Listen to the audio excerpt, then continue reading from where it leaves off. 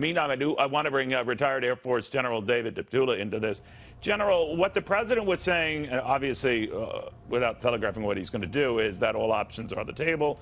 Nevertheless, his defense secretary was saying as well that that missile launch, scary as it was, wasn't necessarily escalating this to the point of war. I'm oversimplifying that. But is the administration speaking with the same voice? What do you think?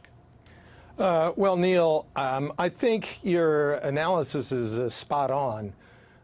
This is another indicator that dictator Kim is pushing the limits of perhaps a situation that he doesn't fully grasp the consequences of yet in dealing with President Trump. But, you know, it doesn't necessarily mean that it's time to take a military option. But what would a military option be, General? If you'll excuse my ignorance, one thing that people fear is if you try to shoot such a missile down over land, let's say over North Korean land, that's an act of war. You could argue that the shooting the missile off itself is that, but I'll leave it at that.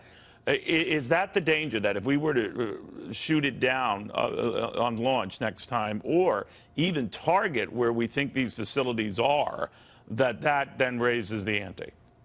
Well, there are a variety of options that can be put in place. Not necessarily just military, but I'll go back to answer your specific question, which is, what are potential military options? I mean, before we get to the military option stage, I think there are a couple other things that can be done. Number one, implement a full panoply of sanctions that it's aimed to isolate North Korea.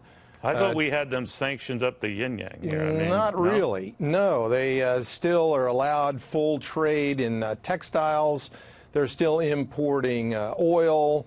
Banks are still doing business with North Korea.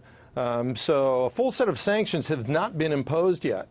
And that is an option. To China as well. I know my next guest is saying that that's where you got to toughen up. But I'm wondering whether you think that you're dealing, of course, it's pretty clear that Kim Jong-un is not, you know, a safe, you know, reliable bet when it comes to stable type behavior.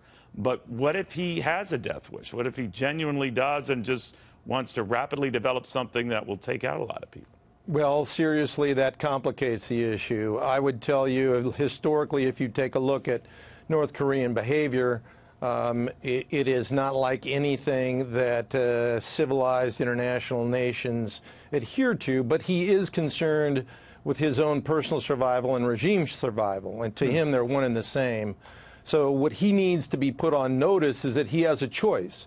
He can either survive without nuclear weapons and ICBMs, or his regime can be eliminated. Right. And that is the proposition that the president needs to lay on the table. All right, General, thank you for taking the time in this busy news hour.